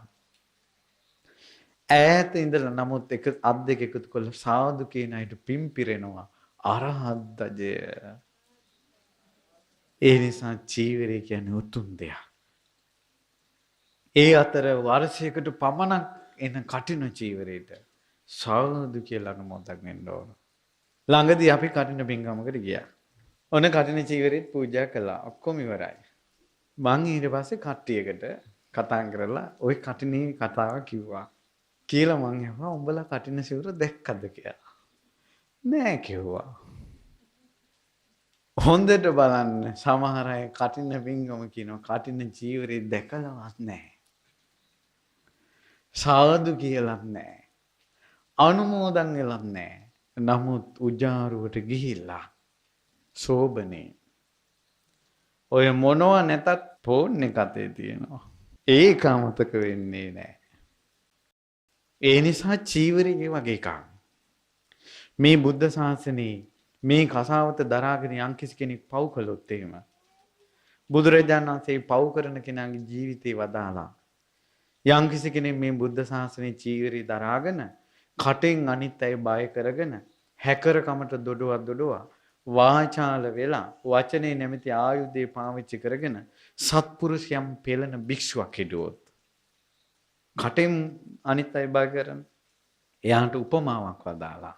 ඒ උපමාව තමයි බුදුරජාණන් වහන්සේ වදාලා ඔහු දෙපැත්ත කැපෙන කඩුවක් වගේ කිව්වා. හැබැයි ඔතල තියෙන්නේ සිවුරෙන්. සිවුරෙන් ඔතපු දෙපැත්ත කැපෙන කඩුවක් වගේ කිව්වා. හානිය තියෙන කඩුවෙන්ද සිවුරෙන්ද? කඩුවෙන්. සිවුරෙන් ලෝකෙට හානියක් නැහැ. ඒ නිසා යම්කිසි කෙනෙක් චීවරේ දරාගෙන පව් කළොත් එයා ගිහියට වැඩිය වේගෙන් නිරේට යනවා. මිනිස්සු ගොඩාක් වඳින නිසා. සමහර වෙහෙරවල් වල හාමුදුරන්ට තරහට ඕක මෙහෙමයි කියලා බැන බැන මොකක් හරි එකක් ඇදලා ගන්නවා මිනිස්සු. ඇයි අහනකොට උන්ට දඬුවම් දෙන්න ඕන කියලා. පන්සලේ හාමුදුරන්ට දඬුවම් දෙන්න ගොඩාක් ආසයි නම් මිනිස්සු කල යුත්තේ ශ්‍රද්ධාවෙන් දාන දෙන එක. ශ්‍රද්ධාවෙන් සිවුරු පූජා කරන එක. ශ්‍රද්ධාවෙන් වඳින එක. මොකද හාමුදුරන්ගේ වැරදි තිබුණොත් අනිත් අය ශ්‍රද්ධාවෙන් උපස්ථාන කරන නිසා හාමුදුරන්ගේ විපාකෙ බලවත් වෙනවා. එනමුත් හාමුදුරුවොත් වැරදි මාවත යනවා නම් මිනිස්සුත් කච කච ගහ හාමුදුරන්ට බැන බැන වැරදි කියාම ඉන්නවා නම් දෙගොල්ලොම එක නෙවෙයි. ඒ නිසා පින්වතුනි ශ්‍රද්ධාව උපදව ගත යුත්තේ. කටින චීවරයේ උතුම් බවයි සිහි කළ යුත්තේ. එකතු වෙන්න කටිනෙට සාදු කියන්න අනුමෝදන් වෙන්න. ඊට පස්සේ ගිහි අයට මේ වාගේ කලාතුරකින් ලැබෙන චීවරය අනුමෝදන් වෙලා පූජා කළාට පස්සේ අනිත් සිවුරක් පූජා කළාට වැඩිය විශේෂ පිනක් අනුමෝදන් වෙනවා. හේතුව ඒක දුර්ලභ සිවුරක් නිසා. ඊට පස්සේ සංඝයා ඒ චීවරය අනුමෝදන් වෙන්න සංඝයා වඩිනවා. ඒ වඩින සංඝයාට දම්පැන් පූජා කරගන්න ලැබෙනවා. එහෙමයි කටින පින්කම් සංවිධානය වුණේ. මේ බුද්ධ ශාසනයේ ලෝකෙන් අතුරුදහන් වෙලා ගිහිල්ලා ශාසන ප්‍රතිපදාව හිතා ගන්නවත් බැරි විදියට කොච්චරද කියනවනම් අද සාමාන්‍යයෙන් ওই කටිනේ අතුරනවා කියන විනය කර්ම අද කාලේ තේරුම් ගන්නත් අමාරුයි. කටිනේ උද්ධරණය වෙන හැටි, කටිනේ අතුරන හැටි තියෙන විනය කර්ම තේරුම් ගන්න පවා අමාරු තරමේ තියෙන්නේ. ඒකෝර මිනිස්සු ශාසන ප්‍රතිපදාවෙන් ගොඩාක් ඈත ගිහිල්ලා. ගොඩාක් ඈත ගිය කාලෙක මිනිස්සු පන්සලට එකතුනේ කටින කාලෙට. ඒ නිසා කටිනට දොස් කියන්න හොඳ නැහැ. අපිටත් පන්සලේ නිතර පන්සලත් එක්ක ගැවසුන කාලේ තමයි කටින කාලේ. ඒ නිසා ඊළඟ අවුරුද්දේ ඉඳලා කටිනෙට මීට වෙඩිය පිං රැස් කරගන්න ඕන. ඒ 3 මාසේ තමන් ඉන්න ඕන වෙහිරක පන්සලක් වෙන්න පුළුවන් අසපුවක් වෙන්න පුළුවන්. හැමදේම සල්ලි වලින් පරිමහන්ට යන්න එපා. තමන්ගේ අතින් යමක් කරන්න. තමන්ගේ අතින් ගිහිලා විහිරාම දින්න. තමන්ගේ අතින් දම්පැන් ටික හදන්න. කඩවල් වල මේ කුක්ලට තැන දෙන්නේ නැතුව. තමන්ගේ අතින් දාන ටිකක් හදන්න. තමන්ට දාන වාරයක් නැත්තම් වස් කාලේ සතියකට වතාවක් හරි කිහිල් ඇවරියක් හරි අරන් ගිහිල්ලා සංඝයාට පූජා කරන්න. සතියකට වතාවක්වත් පන්සල් යන්න. මේ තියෙන සාමාන්‍ය සංස්කෘතියවත් බේරගත්තේ නැත්තම් ඉවරට ඉවරයි. ඉවරට ඉවරයි. පින්වත්නි අනාගත ලෝකයේ තව ටික දවසක් යනකොට බලාගෙන ඉඳින් විනාශ වෙනවා. ඒකට බලපාන එකම එක යන්ත්‍රයක් තියෙනවා. මොකක්ද ඒකට කියන්නේ? ටෙලිෆෝන් එක කියලා. ඇවිදින දුරකථනය. මේකෙන් මිනිසුන්ගේ හිත විප්‍රකාර වෙලා මම මේ කියන දේ මෙතන ඉන්න පුංචි ළමයි මතක තියාගත්තොත් යම් දවසක පෙනේ. අධර්ම රාගයෙන් විෂම ලෝකයෙන් මිනිස්යාගේ හිත විකෘති වෙලා යනවා. අසාමාන්‍ය කාම ආසාවල් එනවා. අසම්මත කාම ආසාවල් එනවා. ඒ කාලේ සත්පුරුෂ මිනිස්සු චරිතයක් තියෙන මිනිස්සු චී කියපු ඒවා සමාජයේ දකින්න ලැබෙනවා. ෆෝන් එක නිසා. කාම ආසාව ඉස්මතු වෙලා තමන්ටම ජාතක දරුවා තමාතින් විනාශ වෙලා මොකද්ද මේ උනේ කියලා කම්බුලේ අත ගහ ගන්න දවසක් එනවා. අන්න එදාට සත්පුරුෂ ලෝකෙට හානි කරන්න එපා කියලා වෙසමුනි දිව්‍ය රාජ්‍යයා යක්ෂයෝ බැඳලා තියෙනවා. සූත්‍ර දේශනාවේ තියෙනවා ඒක. මං හිතලා කියනව නෙවෙයි මේ. ඒ යක්ෂයන්ගේ ස්වභාවය තමයි ඒ යක්ෂයන්ගේ තියෙන රෞද්‍ර බව. ඒ යක්ෂයන්ගේ තියෙන අධර්ම රාගේ විෂම ලෝභේ. ඔය අසම්මත කාමුක ආසාවලින් පෙළෙන යක්ෂයෝ. ඒ වගේ සතුටු වෙන යක්ෂයෝ. සත්පුරුෂයන්ගේ යුගයේ වෙසමුනි දිව්‍ය රාජ්‍යය ඒ වගේ බලවත් යක්ෂයෝ හිර කරලා තියෙන්නේ. පින්වත්නි, ඒ හිර කරපු දන්වැල් කැඩෙන්නේ යතුරුකින් නෙවෙයි. ඒ යක්ෂයන්ගේ දන්වැල් කැඩෙන්නේ සිටිවිලි වලින්. කොහොමද සිටිවිලි? ඒ යක්ෂයෝ බලපෑම් කරන්නේ මිනිස්සුන්ට. මිනිස්සු අතර අධර්ම රාගය, අසම්මත කාමය, සත්පුරුෂයෝ චී කියලා පිළිකුල් කරන කාමය මිනිස්සු අතර වැඩි වෙනකොට ඒ සිටිවිලි වලින් අර යක්ෂයන්ගේ බන්ධන ලියනවා. එදාට වෙසමුනි දිව්‍ය රාජ්‍යයා මැදිහත් වෙන්නේ මිනිස්සුයි යක්කුයි එකයි. ඒ සත්පුරුෂ ධර්මයේ තියෙනවා එක යකෙක් ඇති කියනවා මේ ලංකාවටම. එකෙක් ඇති කියනවා. තමන්ගේම ජාතක දරුවා තමා අතින්ම විනාශ වෙනවා. මිනිසුන්ගේ ආයුෂ වේගෙන් අඩු වෙලා යනවා. එවැනි යුගයක් එනු ඇත. පඬිතකම් දොඩවන්නේ නැතුව වහව අප්‍රමාදී වුණොත් කුසල් කළොත් තිසරණේ පිහිටලා හිටියොත් ගැලවිලා යන්න පුළුවන් වෙනවා. ඕවා කොහෙද තියෙන්නේ? ඕවා වෙන්න පුළුවන්ද? කවුද බං ඕවා පිළිගන්නේ? ෆෝන් එක ඉච්චර කරදරයක්ද? ඔය හාමුදුරුවෝ මොකද බං ඔච්චර ෆෝන් එකට බයින්නේ? මේ වාගේ පඬිතකම් දොඩ හිටියොත් ඉවරයි. ඒ සත්වයා තමන්ගේම කටේ හැදිච්ච කටේ කිටිරි නැමැති වචනේ විනාශ වෙලා දුගති උපදිනවා. අප්‍රමාදී වීම පිණිසයි ධර්මයේ සිහි කළේ. ඒ නිසා කටිනවලදීත් පුළුවන් විදිහට කටිනේ හවන් වුන් හොයලා ඇදකුදු හොයවෙන්නේ නැතුව ඔය කියපු බණ ටික තේරුම් ගන්නත් පැහැදුනොත් ඒ ඇති. ඔය කියපු බණ ටිකවත් අහලා කටිනේ කියන එකට පැහැදිලා කටින කාලේ කටින චීවර පූජාවේදී පව් කරගන්න එපා. අවුරුද්දකට වතාවක් කෙනෙක්ගේ සම්මාදම් වෙන්න. සූදානම් වෙන්න. ඒ පින්කමන්ට.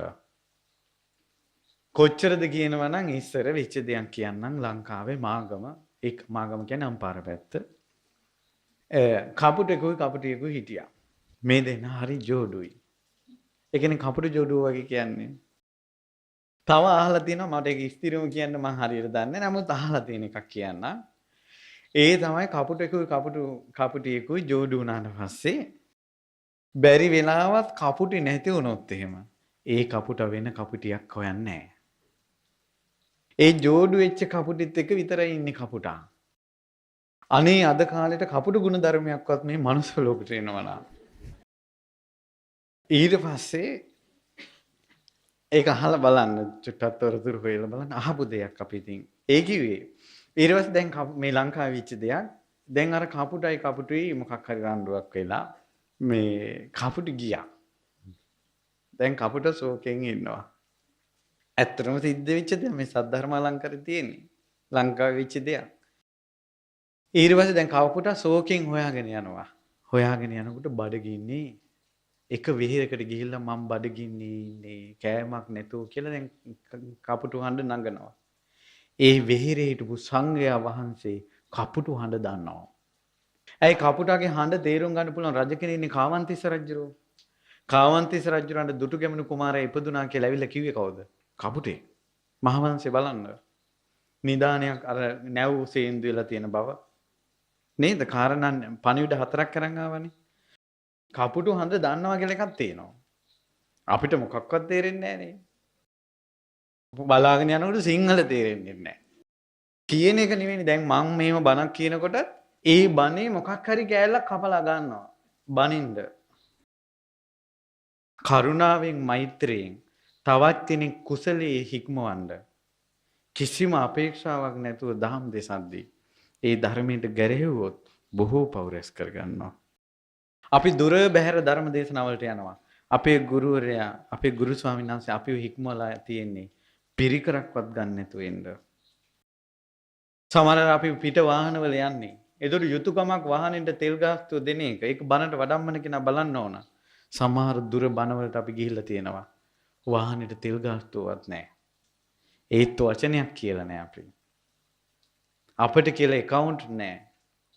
එතකොට කිසිම ලාභ ලෝභයක් නැතුව දහම් දෙසද්දී සංඝයා ඒ වගේ වචන අරන් කැපුවොත් ඒව විහිළුවට ලක් කළොත් අපි කියන දැන් ඔන්න මම ළඟදීම අර කවුරු හරි මට කිව්වා ලොකු ස්වාමීන් වහන්සේ ප්‍රකාශයක් කළා කියලා වීඩියෝ එකක් දාලා කියලා මම අභිධර්මයේ ප්‍රතික්ෂේප කරනවා කියලා. අපේ ගුරු ස්වාමීන් වහන්සේ කවදාවත් එහෙම අපිට අපි දැන් අවුරුදු 15ක් විතර උන්වහන්සේ ඇසුරේ ධර්ම ඉගෙන ගන්නවානේ කියලා නෑ.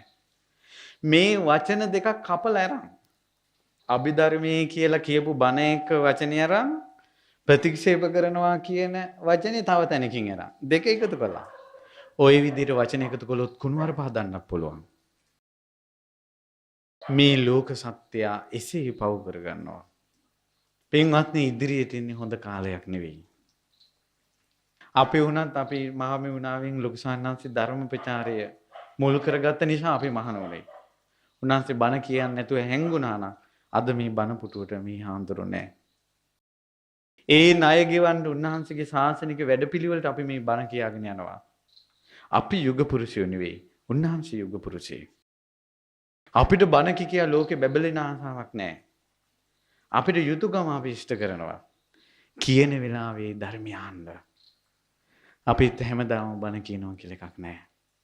මැරෙනකල් බණ කියන්න ඉපදිච්ච අය නෙවෙයි අපි. අපි ගුරු ස්වාමීන් වහන්සේ අපි උනන්දු කරනවා. පින ගැන කියලා දෙනවා, කුසලයේ ගැන කියලා දෙනවා. ශ්‍රද්ධාව ගැන කියලා දෙනවා, සරණ ගැන කියලා දෙනවා. මේ මාවත වරද්ද ගන්න එපා කියලා දෙනවා. අනිත්‍යයටත් මේ මාවත පෙන්වන්න කියලා දෙනවා. ඒ උත්තමයන් වහන්සේගේ අවවාදයෙන් අපි මේ බණ කියන්නේ. නැත්තම් මේ හිස් ලෝකයේ මිනිස්සු දිහා දකින්නකොට මිනිස්සු අතරට එන්න බෑ හිතෙනවා. අද මේ ධර්ම දේශනාවට අපි ආවේ බණ්ඩාරවල ඉඳලා පැය 7ක් ගියා එන්න. ආපු ගමන් නායක හඳුරන්ට වන්දනා කළා බණ පුටු ඉඳගත්තා. දැන් ආයෙ අපි යනවා. දැන් හිට පින්කමක් ආයෙ යනවා දැන්. මොනව ලැබිලාද? හැබැයි තථාගත ශ්‍රී සද්ධර්මයේ දේශනා කරපු පින මුල් කරගෙන තවත් කෙනෙක් සිත පහදවාගෙන ශාසනයේ හැසිරෙයි කියන ඒ කුසල් චේතනාව මුල් කරගෙන ඒ නිසා කරුණාවෙන් දේශනා කරන ධර්මය විහිළුවට ගන්න හොඳ නැහැ. වැරදි හොයන්න හොඳ නැහැ. අපි උනත් ධර්ම දේශනා කරනකොට අපිට නංගන් අමතක වෙනවා කොච්චර තියෙනවද? ඒ නිසා මම මේ කිව්වේ නැත්තම් මේකක් කපලා ගනි කපුටගේ කතාවක් මෙන්න. ඉතින් අර හාමුදුරුව කපුටු භාෂාව දන්නවා. අර වෙහෙරි හිටපු හාමුදුරන්ට දුකී තියලා තෙල් අර තිරයක් කරන් කපුටන්ට බඩ ගින්දරනේ. කන එක පිච්චෙනවනේ. තිරයක ගිතෙල් ඔබලා කන්න දුන්නා. ඉතින් එයා කාලා ගියා. ගිහිල්ලා කපුටි කොහම හරි හම්බ වුණා. කපුටි යාළු කරගත්තා අය. දක්ෂයි ඒ කපුටා. ඊට පස්සේ යාළු කරගෙන ඔන්න කපුටා එන ගමන් ආයෙ විහෙරට ආවා. ඊට පස්සේ අර ස්වාමීන් වහන්සේලා ඉන්නවා ඒ කාලේ ආහාර නැහැ. කපුටා දන්නවා නිතර කැම තියෙන ගමක්. කපුටා කිව්වා ඔබ වහන්සේලා අහවල් ගමට එන්න නැත්තම් කියලා කිව්වා අර කපුටු භාෂාවෙන්. නායක හඳුරන්න තේරුණා. නායක හඳුර කිව්වා අහවල් ගමට අපි යමු කියලා 25ක් මට මතක හැටියට සංඝයාත් එක්ක ගමට වඩිනවා. වස් කාලෙම දානමාන හම්බ වෙනවා. ඒ ස්වාමීන් වහන්සේලාගේ සිවුරු ඉරිලා අර කපුටා ඒක දැක්කා. අල්ලපු ගමේ උපාසකම්ම කෙනෙක් වස් ඉවර වුණාට පස්සේ මේ ගම මැදි ස්වාමීන් වහන්සේලා යනවා. වස් ඉවර වෙලා චාරිකාවේ වඩින හාමුදුරන්ට සිවුරු පූජා කරන්න ඕන කියලා. සිවුරු මහලා වස් කාලෙම ගෙදර තියාගෙන ඉන්නවා. හාමුදුරු නමක් නැද්ද? හාමුදුරු නමක් නැද්ද කියලා. අර කපුටට ඔක ඇහුණා. අර වස් ඉවර වෙලා සිවුරු ඉරිලා මේ දුර වෙලා හිටපු හාමුදුරුවෝ ඒ වෙහෙරෙන් පිටත් වෙනකොට අර කපුටා කිව්වා ඔබ වහන්සේලා මං යන පාරෙන් එන්න කියලා. දැන් නායක හඳුරන්න තේරෙනවනේ. අර කපුටා ගිල්ල යන පාරෙන් ගියා. අර ගෙදර මිදුළු මැදි. අර අම්මට ලෝකයක් නැහැ. ඇයි සිවුරු හදාගෙන හිටියේ? කවුරු හරි එන ගල් සිවුරු පූජා කළා. මේ බලන්න චීවර. සංඝයාට චීවරයක් ලැබෙන්න. ඊට පස්සේ ඒ මුල් කරගෙනම මනුස්ස ලෝකේ මහා බලවත් අමාත්‍ය වේලෙක් වෙලා මහිතේ කපුට ආපහු උපදින්නේ. සද්ධර්ම ලංකාවේ තියෙන ඔය කතාව බලන්න. ඉතින් ඒ නිසා චීවර ලැබෙන විදිහ. සිවුරු ඒ කාලේ පූජා කරගත්ත විදිහ. ඇත්තටම ජීවිතේට එකම වතාවක් හරි සංඝයා වෙනුවෙන් චීවරය පූජා කරලා තියාගන්න. ශ්‍රද්ධාවෙන්. ඊළඟට තමයි චිත්ත ප්‍රසාදයෙන් හැම පිනකදීම පූජා කරන දේට නොදෙවෙනි තැනක් තියාගන්න හිතේ පැහැදීමට හානි කරගන්න එපා. දැන් හැම පැත්තෙම එන්නේ හානි වෙන්න. චිත්ත ප්‍රසාදයට හානි වීම පිණිස හැම තැනකම කරුණ තියෙන්නේ. පින්වතුනි ඉස්සර වෙච්ච දෙයක් කියන්න. ඉස්සර රජතුමාගේ බිසව දැකලා පුරෝහිත පුතාට තුරුස්නාවක් ඇති වෙලා මේක කන්නේ නැතුව හිටියා. පුරෝහිතය ඇවිල්ලා කිව්වා දවස් 7යි රජතුමනි කන්නේ නැහැ බොන්නේ නැහැ. ඇයි කියලා ඇහුවා. කියන්නත් ලැජ්ජයි මහ රජතුමනි අබේ දාණය දෙන්න මට කිව්වා. හරි හරි කියාපන් ගවා. ඔබ වහන්සේගේ බිසව දැකලා මේකට තුරුස්නාව ඉපදිලා.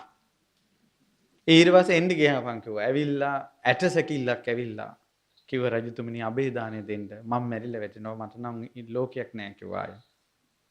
මේ ලෝකේ වෙනි සත්වයොත් ඉන්නවා. ඒ කාලේ අද කාලේ අපේ ඉන්න නෑ. ඉතින් හොරෙන් ටෙලිෆෝන් නම්බරය අරන් මැසේජ් එකක් ගහන්න විතරයි අද කාලේ තියෙන්නේ. ආයි නොකනොම ඉන්න නෑ. මහ බිසෝණක් කැමති. ඊට පස්සේ රජතුමාට දුක හිතිලා රජතුමා කිව්වා එහෙනම් මහ බිසෝණන් දෙන්නම් උඹට. හැබැයි දවස් 7න් ආපහු ගෙනත් දෙන්න ඕන. ඒ කාලේ තිබ්බ දේවල් ඉතින්. දවස් අර ඇට සැකිල්ලක් වගේ මිනිස්සයා අර කෙල්ල අර බිසව ඔන්න දුන්නා. දැන් රජ කෙනෙක් ළඟ ඉඳලා අර බවලතා යන්නේ ඇට සැකිල්ලක් වගේ මිනිස්සෙක් ළඟටනේ. දවස් 7 යනකොට පෙරේමී අතෑර ගන්න බෑ අර ඇට සැකිල්ලට. හොරෙන් පැනලා ගියා රාජ්‍යයෙන් අර බිසවයි අර පුරোহিত පුත්‍රයයි. 7 වෙනි දවසේ බිසව නොදැකපු මහරජුරවන්ට ගොඩාක් ශෝකය ඇවිල්ලා කන් වලින් සැරවාවා ලේ එන්න ගත්තා උගුරෙන්. ලේ බඩ යන්න ගත්තා ස්ත්‍රී ශෝකයෙන්. එහෙම ඒවා තියෙනවා. ඊට පස්සේ දැන් අර්ථ ධර්ම අනුශාසක අමාත්‍යය ඉන්නවා මේක සුව කරගන්න විදිහක් නැහැ. කල්පනා කළ ක්‍රමයක් කල්පනා කළා මෙන්න මෙහෙම ක්‍රමයක් කළා. තවත් රජතුමා ළඟම ඉන්න අමාත්‍යවරු දෙන්නෙකුට උපදෙස් දුන්නා. ඊට පස්සේ තමන්ම මුල් වෙලා ඒ කාලේ හොඳටම කැපෙන කඩු ගේන පැත්තෙන් කඩු ගෙනාවා. දැන් මෑත භාගයේ මීට අවුරුදු 10කට අමාරකට කලින් ලෝකෙම හොඳම කඩු තිබිලා තියෙන ලංකාවේ. සිංහල කඩු කිව්වොත් රජුරු පුදුම විදියට රජවරු කැමති. එච්චර හොඳයි කඩු. ඊට පස්සේ ඒ වගේ ඒ කාලේ තිබ්බ හොඳම කඩු දෙපැත්ත කැපෙන කඩු අඩි 3මාරක් 4ක් දිග කඩු උගුරෙන් දාලා කඩු ගිලින මිනිසෙක් ගෙනාවා. රජතුමාට කිව්වා සර්කස් පෙන්වන කට්ටියක් ඇවිල්ලා ඉන්නවා ඔබතුමා ෂෝකින් ඉන්න නිසා බලන්න යන් කිව්වා. රජතුමා ගියා ගිහිල්ලා බලන් ඉඳලා එක එක සර්කස් පෙන්වලා අවසානට ගෙනාවා අර දෙපැත්ත කැපෙන කඩුව දිලිසෙන ගිලිනවා. රජතුමා කම්මුලේ අත්තියාගෙන කල්පනා කළා හත්තිලව්වේ මෙහෙමත් එකක්. රජතුමාගේ ඇස් උඩ ගියා. ළඟ හිටපු ඇමතියාගෙන් ඇහුවා මෙහෙමත් අමාරු දේවල් ලෝකේ තියෙනවද? රජතුමනි ඌට වැඩි අමාරු දේවල් ලෝකේ තියෙනවා. මොකක්ද ඇමතිය කියලා ඇහුවා. කවුරු හරි යමක් ඇවිල්ලා ඉල්ලුවොත් දෙන්නම් කියන එක කඩු ගිලිනවටත් වැඩි අමාරුයි කිව්වා. උපහාසකම්මලා හොඳට දන්නවා ඕක. රජතුමාට එකපාරම හිතුණා අර පුරোহিত පුත්‍රයා මගෙන් අර ගෑණි ඉල්ලනකොට මං දෙන්න හිතුණානේ. හැබැයි මේවා ඒ කාලේ ඒවා අද කාලෙට ගල්ප ගන්න එපා. අද කාලෙට තියෙන වචනේ තමයි දෙන එක අමාරුයි කියන එක. මං අමාරු දෙයක් කරලා නේ. කියලා වුණ දැන් තන්දෝෂයක් සතුටක් ඉපදුණා. ඊට පස්සේ මේ පැත්තේ අමාත්‍යවරයාගෙන් ඇහුවා අමාත්‍යවරේ දැන් මෙයා මෙහෙම කියනවා ඊටත් වැඩිය අමාරු දෙයක් ලෝකේ තියෙනවද? කඩු ගිලිනවටත් වැඩිය යම් කිසි කෙනෙක් ඉල්ලුවොත් දෙනවා කියන එකටත් වැඩිය අමාරු දෙයක් තියෙනවද? දැන් අර ඇමතියා මෙයා පුහුණු කරලා ඉන්නේ. මේ එහා පැත්තේ කෙනා කිව්ව රජතුමනි දෙන්නම් කියලා ඒක දෙන එක ඊට වැඩිය අමාරුයි. දැන් පොඩ්ඩක් බලන්න දාන රෝල් මිනිස්සු අනේ හරි වැඩේ මං ගෙදර යනකොට දුව ඒක අරන් ගිහිල්ලානේ කියනවා. දෙන්නම් කියන එක කඩු ගිලිනවටත් වැඩිය අමාරුයි. දෙන්නම් කියලා ඒක ඇත්තටම දෙන එක ඊට වැඩිය අමාරුයි. දැන් රජුරු කල්පනා කළා මං දුන්නානේ. ඊට පස්සේ අර්ථ ධර්ම අනුශාසක අමාත්‍යවරයානේ ඥානෙ වැඩි. එයාට කතා කරලා ඇහුවා. මෙයාලා මෙහෙම කියනවා. ඇත්තද ওই කතාව? රජතුමනි ඌටත් වැඩිය ඔයිටත් වැඩිය අමාරු දෙයක් තියෙනවා. කඩු ගිලිනවටත් වැඩිය දෙනවටත් වැඩිය කියලා දෙනවා කියලා කිව්වට පස්සේ ඒක දෙන එකටත් වැඩිය අමාරු දෙයක් තියෙනවා. ඒ මොකද්ද? දුන්නට පස්සේ හිත හදාගන්න එක. රාජ්‍යර කල්පනා කළා මටත් බැරි වුණේ ඕක තමයි. එහෙම ලේවමන යන එක නැති වුණා. බුදුරජාණන් වහන්සේ තමයි ඒ කාලේ ඇමති වෙලා ඉපදිලා හිටියේ. මං කියන්න උත්සාහ කළේ මේ ලෝකේ අමාරුම දෙයක් තමයි යමක් දීලා හිත පහදව ගන්න එක. ගොඩාක් අය හිතෙනවා අපරාධ අපි කටිනේ කළේ. ඔච්චර හරියක් දන්නව නම් කරන්නේ නැහැ. හාඳුරන්ට ගිය පාර කටිනේ කරනකොට අපි ලොකු. දැන් මේ පාර කටිනේ අර අය බාරගත්තේ අපි දිහා බලන්නේවත් නැහැ. ඔය තමයි කටින පින්කම් වල ඇහෙන කසුකුසු. අපිටත් ඒ කාලයක් මතක තියාගන්න. ඒකට අර දීපු කටිනේ ගැන හිත පහදවගෙන නැහැ. ඒ නිසා යමක් කරන එක අමාරුයි. පින්කමක් කරන්න හිතන එක අමාරුයි. කරන එක අමාරුයි. හිත පහදව ගන්න එක අමාරුයි. ඉතින් ඒ නිසා කටිනේ ගැන ওই කරුණු ටික මම හිතනවා යම් විදිහකට ප්‍රමාණවත්. ඊට පස්සේ මතක තියාගන්න අපගේ භාග්‍යවත් අරහත් සම්මා සම්බුදුරජාණන් වහන්සේ ලෝකිත කලාතුරකින් පහළ වුණේ. සංගරුවන කලාතුරකින් පහළ වුණේ. දැන් මේ ධර්ම විනය ඉස්මතු වීමත් එක්කනේ සංඝ පිරිසක් මෙච්චර බැබලීගෙන ඉන්නේ. අපිට 100ක් නම 59 දහස් නම දකින්න ලැබෙන්නේ. මේ කලාතුරකින් හරි යුග පුරුෂයෝ පහළ වෙලා මේවා කරන්නේ නැත්තම් අපිට සංගරුවනක් කියලා කතාවක් නැහැ. යම් කාලයක් එනවා ගණින්හන්සේලාගේ යුගයක් එනවා. දැන් ටික ටික ඒක හැදෙනවා. ඒ ගණින්හන්සේලාගේ යුගය ඇවිල්ලා ඒකිමුත් පස්සේ මේක නැති වෙලා. හැබැයි ගණින්හන්සේලාගේ යුගයේ ගණින්හන්සේලා කියන්නේ කාසාව කන්ටක සිවුර පොරවගෙන ඉන්නවා. ගෝත්‍රයෙන් ශ්‍රමණයෝ විදිහට පෙනී ඉන්නවා. ඒත් පෞල් පන්සල් කරගෙන දරු මල්ලු හදාගෙන කරන්න තියෙන නොසන්ඩාල වැඩ ඔක්කොම කරගෙන ඉන්නවා. හැබැයි සිවුරක් තියෙනවා. බුදුරජාන් වහන්සේ වදාලා එහෙව් කෙනාට සංඝයා කියලා දානයක් පූජා කළොත් රැස් වෙන පින අසංකේයයි අප්‍රමේයයි. ඔබට අද දන් දීමට තිබෙන බාධාව කුමක්ද? අද පවුල් පන්සල් වල දරුවොත් එක්ක එකට ඉන්නේ එහෙම පන්සල් හොයාගන්න නැහැ. අද අපිට බණ කියන හාමුදුරනේ මේ ගණින්නාන්සලගේ බණ කතා නැහැ. සීල් ගුණ දන් රකින්න සංඝයා දකින්න ලැබෙනවා. මේ කටින පින්කම් තියෙනවා. චීවරයට ගරු කරනවා, පෙරහැරින් වඩම්මනවා. ඒ ගණින්නාන්සලගේ යුගේ ගෑණිට සිවුරු පොරවනවා. ඉතින් ඒ නිසා ඒව මොකුත් නැත කොච්චර පින් කරගන්න පුළුවන්ද? වැරදි හොය හොය ඉන්න එපා. කුසල් මාවත වනස ගන්න එපා. සසර දුකින් අත්මිදේවා කියන සිතවිල්ල තියාගන්න. කසාවත දරාගෙන අරහත් දජින් මහරහතුන් වහන්සේලා අවබෝධ කරපු යම් ධර්මයක් තිබෙනවා නම් මමත් ඒ ධර්මය අවබෝධ කරගන්නේ කවද්ද කියන අදහස තියාගන්න. ඒ වගේ පිනෙන් පෝෂණය වෙනකොට කියන ආර්ය සත්‍ය තේරෙනවා. අද තියෙන චතුරාර්ය සත්‍ය කියන්නේ තේරෙන්නේ නැහැ. වාද විවාද කරනවා. වැරදි හොයනවා. අඩුපාඩු හොයනවා. අද කාලේ තියෙන කාලගෝට්ටිය සංසිඳීම නෙවෙයි. ඒ නිසා සංසිඳෙන ධර්මයෙන් මේ හදවත සංසිඳවාගෙන මේ හදවතේ සොඳුරු හුදකලාවක තියෙන සුවය විඳින ධර්මය එන්නේ පින්වන්තයාට. ඒ පින මෝරවා ගන්න වරදින්නේ නැහැ පින්වත්නි. පින ගැන වදාළේ බුදුරජාණන් වහන්සේ. සුගතිය ගැන වදාළේ බුදුරජාණන් වහන්සේ. සුගතිය යන පින් ගැන වදාළේ බුදුරජාණන් වහන්සේ. චීවරය කියන එක 이르දිහෙන් ශ්‍රාවකයාට පෙරෙව්වේ බුදුරජාණන් වහන්සේ. මේ සිවුරේ කඩ කපන හැටි මඟදී තියෙන කුඹුරක් පෙන්නලා මෙන්න මේ විදිහට කඩ මහන්න කියලා පෙන්වුවේ කවුද? බුදුරජාණන් වහන්සේ. දවසක් අනුරුද්ධ කියන මහරහතන් වහන්සේට සිවුරක් මහද්දී සාරිපුත්ත මහරහතන් වහන්සේ මොගලම් මහරහතන් වහන්සේ නූල් අමුණලා දෙද්දී කාශ්‍යප මහරහතන් වහන්සේ සිවුර අල්ලගෙන ඉද්දී මගේ බුදුරජාණන් වහන්සේ ළඟට වෙලා හිටියා. චීවරය තමන්ගේ අම්මා ප්‍රජාපති බුද්ධ මාතා තමන්ගේ දරුවා වෙනින් තමන් මතින් සිවුරක් මහලා ගෙනද්දී පිම්පුරවන්ට බුදුරජාණන් වහන්සේ වදාලා සංඝං ගෝතමී දේහි සංඝං දින්නම් මහත්ඵලෝ හෝති මහනිසංසෝ. පින්වත් ප්‍රජාපතිය සංඝයාට දෙන්න සංඝයාට දුන්නොත් මහත්ඵලයි මහනිසංසයි. සංඝං කෝ දින්නම් ගෝතමී අහංචේව පූජිතෝ සංඝංච. මටත් දුන්නා වෙනවා සංඝයාටත් දුන්නා වෙනවා. අද ඔබටත් බැයිද සංඝයාට සිවුරක් පූජා කරන්න? එහෙනම් එදා බුද්ධ වචනේ අදටත් වළංගුයි. ඒ චීවරයේ කතාව කොච්චර ශ්‍රේෂ්ඨයිද කියනවනම් අදටත් නිග්‍රෝධාරාමේ ප්‍රජාපතිය සිවුර පූජා කරපු තැන කියලා ස්තූපයක් අදටත් තියෙනවා. නේපාලේ නිග්‍රෝධාරාමේ තියෙන නේපාලේ තියෙන කපිලවස්තුවේ නිග්‍රෝධාරාමේ රාහුල ස්වාමීන් වහන්සේ පැවිදිච්ච තැන තියෙනවා. ගන්ධ කුටිය තියෙනවා. ඊළඟට ප්‍රජාපතිය සිවුර පූජා කරපු තැන කියලා වෙනම නටුබුන් තියෙනවා. ඒ ස්ථානේ අදටත් කතාවට එන්නේ. එහෙනම් ඒ පූජා කරපු චීවරය සුළුපටු දෙයක් නෙවෙයි.